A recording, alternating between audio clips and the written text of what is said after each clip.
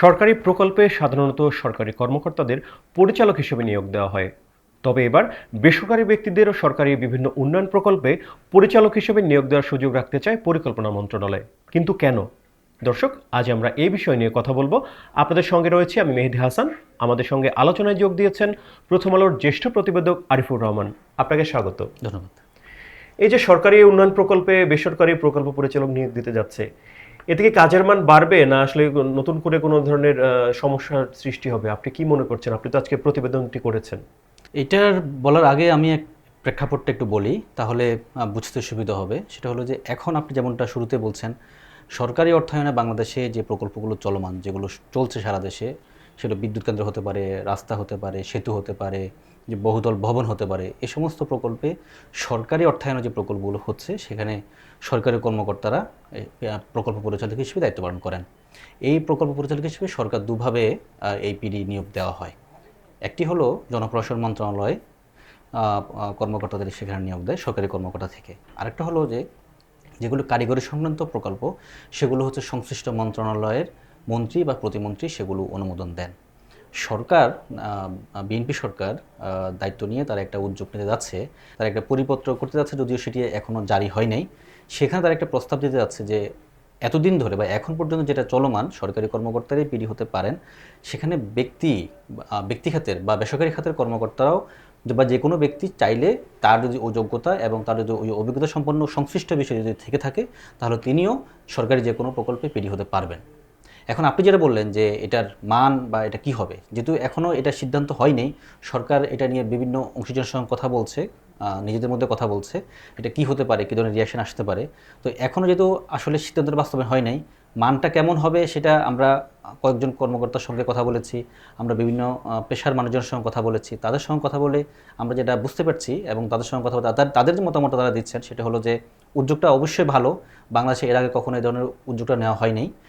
তবে এখানে যেটা দরকার সেটি হলো যে জবাবদিহিতা এবং সরকারের যে সততার জায়গাটা এবং সরকারের আসলে আগ্রহটা কী, সরকার কী চায়, সেটার উপর নির্ভর করবে এই প্রকল্পগুলোতে ভবিষ্যতে যদি বেসরকারি খাতের কাউকে নিয়োগ দেওয়া হয় কতটা ভালো করবে। সরকারের আগ্রহ এবং সরকারি সদিচ্ছার উপর নির্ভর করবে পরবর্তী সময়ের সিদ্ধান্তগুলো কীভাবে বাস্তবায়ন হয়। ঠিক আছে, তো আমার এখন জানার বিষয় যে এই প্রকল্প পরিচালক যে নিয়োগ দেওয়া হবে বেসরকারি খাত থেকে, এর প্রক্রিয়াটা কি হবে? কারা আসতে পারেন বা এদেরকে নিয়োগের প্রক্রিয়া কি থাকছে? প্রক্রিয়াটা যেটা খসড়া পরিপত্র যেটা বলা হচ্ছে সেটি হলো যে 10 সদস্যের একটা কমিটি থাকবে। সেই কমিটি প্রধান যিনি হবেন তিনি হচ্ছেন যে সংশ্লিষ্ট মন্ত্রণালয়ের যিনি সচিব আছেন তিনি। ধরেন হলো যে একটা বড় সেতু বানানো হবে বরিশাল থেকে ভোলা। এই সেতুটি নির্মাণে একজন পিডি নিয়োগ দেওয়া হবে। সেক্ষেত্রে ওই 10 সদস্যের এই কমিটি থাকবে। প্রথমে পত্রিকায় একটা বিজ্ঞপ্তি দেওয়া হবে, এই সেতুটি নির্মাণে আমরা একজন পিডি নিয়োগ দেব। এবং সেখানে বিজ্ঞপ্তির মধ্যে সব ধরনের শর্ত থাকবে। একজন পিডি যে ধরনের যোগ্যতা, তার ক্রয় সংক্রান্ত অভিজ্ঞতা আছে কিনা, তিনি এই বিষয়ে এর আগে কখনো তার অভিজ্ঞতা আছে কিনা, এই সমস্ত বিষয় সব মিলিয়ে বিজ্ঞপ্তিতে লেখা থাকবে। এরপরে বেসরকারি খাতে যে কেউ চাইলে এই বিজ্ঞপ্তি দেখে তিনি সেখানে আবেদন করতে পারবেন। আবেদনটা আসার পরে ওই যে 10 সদস্যের যে কমিটি আছে সেই 10 সদস্যের কমিটি এই আবেদনগুলো যাচাই বাছাই করবে। যাচাই বাছাই করার পরে তারা 3 জনের নাম সুপারিশ করবে, সব যোগ্যতা আছে কিনা, এবং এটা হবে সাক্ষাৎকারের ভিত্তিতে, যেটা এতদিন আসলে সাক্ষাৎকারের ভিত্তিতে কোনো পিডি নিয়োগ হয় না বা এখনও হয় না। এখন জনপ্রশাসন মন্ত্রণালয় একজনকে প্রদান করা হয়, অথবা সংশ্লিষ্ট মন্ত্রণালয়ের মন্ত্রী বা প্রতিমন্ত্রী প্রদান করেন।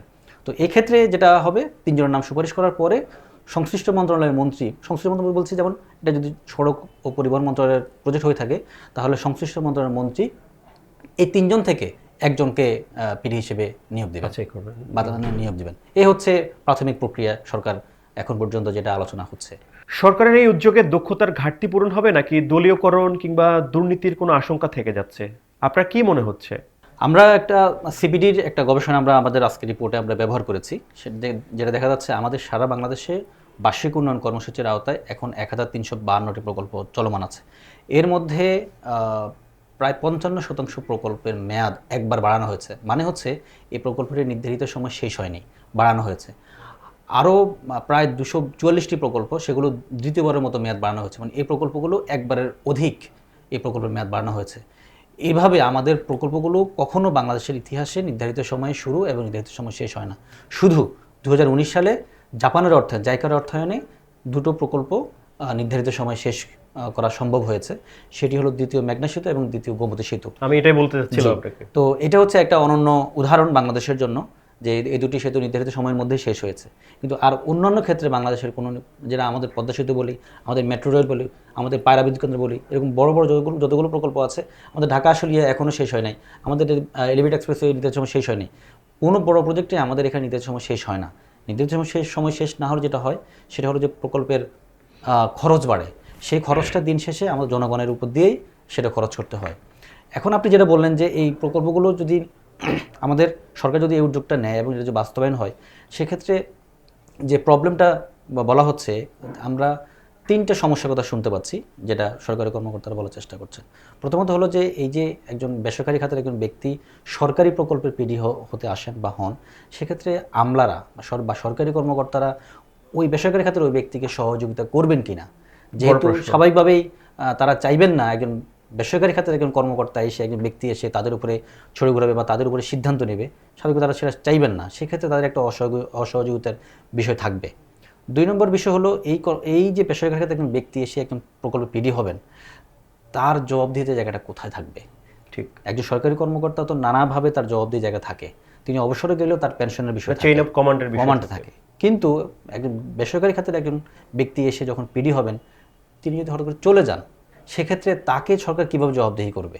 একটা উদাহরণ আসছে, সম্প্রতি এক অন্তর্বর্তী সরকারের একজন উপদেষ্টা, তার বিরুদ্ধে নানা ধরনের অভিযোগ আসছে, কিন্তু তিনি এই মুহূর্তে দেশে নাই। তাহলে তাকে এখন তার জবাবদিহি করা যাচ্ছে না, বা তাকে কোনোভাবে কেউ প্রশ্ন করতে পারছে না, তিনি এই মুহূর্তে দেশে নেই। এই যে এই বিষয়গুলো আলোচনা আসছে যে কী ধরনের সমস্যা তৈরি হতে পারে। এবং সবশেষ যে বিষয়টা আসছে যে একজন বেসরকারি খাতের কর্মকর্তা বা ব্যক্তি যদি পিডি হিসেবে আসেন, তা এই সরকারি সিস্টেমের সঙ্গে বা এই যে সরকারের যে প্রক্রিয়াগুলোর সঙ্গে তার উদাহরণের সেই অভিজ্ঞতা আছে কি না, যদি না থাকে তাহলে সেই ধরনের প্রতি পদে পদে তাকে এই সমস্যাগুলোর মধ্যে যেতে হবে। সেই জিনিসগুলো আসলে তিনি কতটা অ্যাডপ্ট করতে পারবেন, সেটা একটা বিষয়। এটা তো হলো একটা দিক, কিন্তু এর উল্টো দিকও আছে।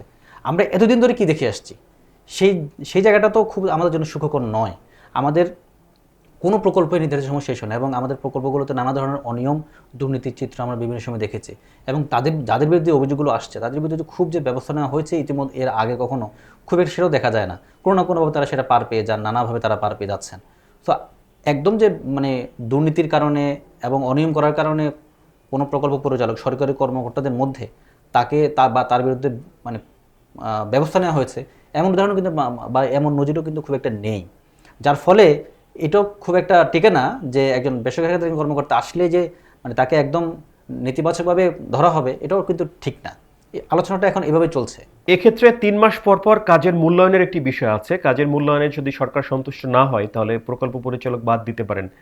এতে কি কাজের ধীরগতি বা প্রকল্পের ধীরগতি আসতে পারে কিনা, আপনার কাছে কি মনে হচ্ছে?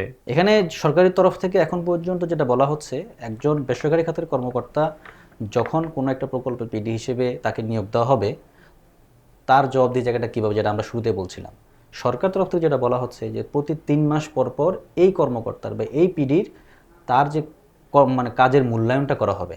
এই 3 মাস পর পর কাজের মূল্যায়নে সরকার যদি সন্তোষ হয়, তাকে সন্তোষজনক হয়, সরকার তাকে কন্টিনিউ করবে। আর যদি তার কাজের মূল্যায়ন যদি অসন্তোষজনক হয়, সরকার সঙ্গে সঙ্গে তাকে অপসারণ করতে পারবে। এটা কি ইতিবাচক? অবশ্যই ইতিবাচক, কারণ সরকার এখানে একটা অপশন রাখছে যে আপনার কাজের যদি আমরা মনে করছি যে আপনার কাজ আমরা সন্তুষ্ট হতে পারছি না, তখন সরকার চাইলে তাকে অপসারণ করতে পারবে, তাকে অব্যাহতি দিতে পারবে। এটা একটা ধারা রাখা হচ্ছে। এখন একজন বেসরকারি খাতের একজন কর্মকর্তা কেন এখানে আসবেন, তার সুযোগ সুবিধা কী, সেখানে একটা বলা আছে। যদি 50 কোটি টাকার নিচে কোনো প্রকল্প হয়, একটা প্রকল্পের ব্যয়, সেক্ষেত্রে একজন প্রকল্প পরিচালকের বেতন কত হবে, ভাতা কত হবে, সেখানে বলা আছে যে একজন কর্মকর্তা যদি 50 কোটি টাকার নিচে কোনো প্রকল্প হয়, সেক্ষেত্রে তার বেতন হবে 3.5 লাখ টাকার মধ্যে। আর যদি 50 কোটি টাকার ঊর্ধ্বে কোনো প্রকল্প হয়ে থাকে, তখন একজন কর্মকর্তার তার বেতন হবে 5 লাখ থেকে 10 লাখ টাকার মধ্যে। তবে এর মধ্যে হলো যে তার ট্যাক্স এবং সেটা এটার মধ্যে থাকবে না, এটার বাইরে। মানে তিনি ব্যক্তিগতভাবে যেটা দেন তিনি সেটাই দেবেন, এর মধ্যে বেতনের মধ্যে আর এটা পড়বে না। বাংলাদেশে আসলে এডিপি বাস্তবায়নের ইতিহাস কি? আগের যে বিভিন্ন সরকার ছিল, কত শতাংশ বাস্তবায়ন হতো, এখন কত শতাংশ বাস্তবায়ন হচ্ছে, পরিসংখ্যান কি বলে আসলে? আমাদের সরকারি পরিকল্পনা মন্ত্রণালয়ের অধীনে একটি সংস্থা আছে, বাস্তবায়ন পরিবীক্ষণ ও মূল্যায়ন বিভাগ, আইএমইটি যাকে বলে। তাদের কাজ হচ্ছে এই সারা দেশে সরকারের যে উন্নয়নমূলক কাজগুলো হয় সেগুলোর একটা হিসেব রাখা, এবং সরকারের 56টা বা 58টা মন্ত্রণালয় ও বিভাগের যে বার্ষিক উন্নয়ন কর্মসূচির যে হিসেব, যে খরচ, সেটা তারা সমন্বয় করে থাকে এবং সমন্বয় করার প্রতি মাসে তারা একটা রিপোর্ট দিয়ে থাকে। আমাদের গত 20, 30, 40 বছরে আমাদের যে তথ্যগুলো আসছে সেটা দেখা যাচ্ছে যে এবং গড় পড়তা একইভাবে তথ্যগুলো আসছে যে প্রত্যেক অর্থ বছরের 10 মাস পর্যন্ত বা 11 মাস পর্যন্ত আমাদের এডিপি বাস্তবায়ন হয় 50% মধ্যে। শেষ মাসে মানে অর্থ বছর শেষ মাস যখন আমাদের টাকা খরচটা হিড়িক পড়ে যায় এবং বলা হয়ে থাকে সরকারের তরফ থেকে, যে কোনো সরকারে যখন ক্ষমতায় আসে তখন তারা এই কথাই বলে যে শেষ মাসে অর্থ ছাড় বা শেষ মাসে খরচটা বেশি, কিন্তু এটা আসলে কখনোই একটা প্রকল্পের গুণগত মান নিশ্চিত করতে পারে না, ফলপ্রসূ তো হয় না। ফলপ্রসূ হয় না। এবং বিভিন্ন সময়ে আপনার গণমাধ্যমে তথ্যগুলো উঠে আসছে, সেটা দুর্যোগ মন্ত্রণালয়ের যে কোনো প্রকল্প, স্থানীয় সরকার মন্ত্রণালয়ের যে কোনো প্রকল্প, যেটা একদম সাধারণ প্রান্তিক এলাকায় যে প্রকল্পগুলো, যেটা দেখা যাচ্ছে যে রডের জায়গায় সেখানে অন্য কিছু বাঁশ দেওয়া হচ্ছে, নিশ্চয়ই আপনি দেখতে পাচ্ছেন, এবং যে মানের রাস্তা হওয়ার কথা সেই মানের রাস্তা হচ্ছে না, যে মানের সেতু হওয়ার দরকার সেই মানের সেতু হচ্ছে না। এই অভিযোগগুলো উঠছে এবং এই বাস্তবতাগুলো দেখা যাচ্ছে, কিন্তু সেগুলোর বিরুদ্ধে কোনো কার্যকর কোনো আসলে ব্যবস্থা নেওয়া হয় না। এবং এই যে অর্থ বছরের 10 মাস বা 11 মাস পর্যন্ত কাজটা হয় না, শেষ মাসে গিয়ে কাজটা হয়, এইটাও আমাদের যে সরকারি অর্থ খরচের যে একটা অপচয় এবং দুর্নীতির একটা বড় কারণ হিসেবে ধারণা করা হচ্ছে বা বলা হচ্ছে। এখানে বিভিন্ন সময় একটা আলোচনা হয়েছে আমাদের অর্থ বছর পরিবর্তন করার বিষয়ে, যে অর্থ বছর আমাদের এখন যেটা জুলাই থেকে শুরু হয় জুন পর্যন্ত, সেই অর্থ বছর যেহেতু আমাদের এই সময়টা বর্ষার সময়টা শুরু হয়, ফলে কাজ করা যায় না, আমাদের শুষ্ক মৌসুম বা শীত সময়ের দিকে আমাদের অপেক্ষা করতে হয় যে কোনো প্রজেক্ট শুরু করার ক্ষেত্রে। এবং সেই অর্থ বছরটা জানুয়ারি থেকে করারও বিভিন্ন সময় আলোচনা হয়েছিল, জানুয়ারি থেকে ডিসেম্বর করার আলোচনা হয়েছিল, যদিও সেই আলোচনার মধ্যে থেকে থাকে, বাস্তবে হয় না। কিন্তু আসলে আমাদের যেদিকে নজর দেওয়া দরকার আমাদের সরকারের, যে আমাদের প্রকল্পের গুণগত মান এবং কাজের মানটা নিশ্চিত করা, কিন্তু সেটা আসলে হয়ে ওঠে না। এবং আমাদের সরকারি কর্মকর্তা যারা এই ধরনের অনিয়ম এবং দুর্নীতির সঙ্গে জড়িত, তাদের বিরুদ্ধে আসলে কার্যকর ব্যবস্থা নেওয়া হয় না। অনেক সরকারি কর্মকর্তা আছেন এই ধরনের প্রকল্পে তারা পিডি হতে আগ্রহী হন না, আবার অনেক কর্মকর্তা আছেন এই প্রকল্পে পিডি হওয়ার জন্য খুবই আগ্রহী। প্রশ্ন হলো কেন আগ্রহী? কারণ একটা প্রকল্পে যদি কোনো সরকারি কর্মকর্তা পিডি হন, তার অনেক ধরনের সুযোগ সুবিধা, তিনি একটা গাড়ি পান, এবং গাড়ি একটা না, ক্ষেত্র বিশেষে একাধিক গাড়ি তিনি পান, একটা নিজে ব্যবহার করেন, একটা তার পরিবার ব্যবহার করা হয়। এই অভিযোগগুলো বিভিন্ন সময় আপনি জানেন যে উঠে আসছে, এবং ক্ষেত্র বিশেষে কোনো প্রকল্পে তিনি তার মূল যে বেতনের বাইরে একটা বাড়তি পান, এবং নিয়োগ থেকে অন্যান্য কেনাকাটা একটা একচ্ছত্র নিয়ন্ত্রণ থাকে পিডির কাছে। সেজন্য অনেক কর্মকর্তাই পিডি হওয়ার ব্যাপারে খুবই আগ্রহ প্রকাশ করেন। তো এই জায়গায় এসে এখন সরকারি কর্মকর্তাদের বাইরে বেসরকারি খাতের কোনো একজন ব্যক্তিকে যখন প্রকল্প পরিচালক হিসেবে আনা হবে, সেক্ষেত্রে স্বাভাবিকভাবেই সরকারি কর্মকর্তারা চাইবেন না যে বেসরকারি খাতের কোনো একজন ব্যক্তি এসে এখানে প্রকল্প পরিচালক হন। নির্ভর করবে সরকারের উপরে, সরকারের আসলে লক্ষ্যটা কী, উদ্দেশ্যটা কী, তাদের মোটোটা কী, তারা আসলে কী চায়। যে তারা যদি চায় যে আসলে সরকারি প্রকল্পে গতি আনতে এবং সরকারি প্রকল্পে সত্যিকার অর্থে একটা কাজের গুণগত মান নিশ্চিত করতে, এবং সেজন্যই তারা বেসরকারি খাতের বিভিন্ন সেক্টরে, আপনি জানেন যে অনেক দক্ষ অভিজ্ঞ যোগ্যতা সম্পন্ন ব্যক্তি আছেন, তাদেরকে নিয়ে এসে যদি সরকার সেটা কাজে লাগাতে পারে। কিন্তু এটা না করে সরকার যদি সেটা রাজনীতিকরণ করে, দলীয়করণ করে, এবং নিজেদের পছন্দের মন্ত্রী, প্রতিমন্ত্রী বা প্রভাবশালী ব্যক্তিরা তাদের পছন্দের ব্যক্তিদেরকে যদি এখানে অন্তর্ভুক্ত করে, নিশ্চয়ই সেটা সুফল বয়ে আনবে না। আমরাও আশা করছি যে সরকারের এ ধরনের উন্নয়ন প্রকল্পের সুফল সাধারণ মানুষ পাক। আপনাকে অসংখ্য ধন্যবাদ এতক্ষণ আমাদের সঙ্গে থাকার জন্য। আপনাকেও ধন্যবাদ। দর্শক, আমরা কথা বলছিলাম সরকারি উন্নয়ন প্রকল্পে বেসরকারি ব্যক্তিদের প্রকল্প পরিচালক হিসেবে নিয়োগ দেওয়ার বিষয় নিয়ে। আগামীকাল নতুন কোনো বিষয় নিয়ে আপনাদের সামনে হাজির হব। ততক্ষণ ভালো থাকুন, সুস্থ থাকুন, প্রথম আলোর সঙ্গেই থাকুন।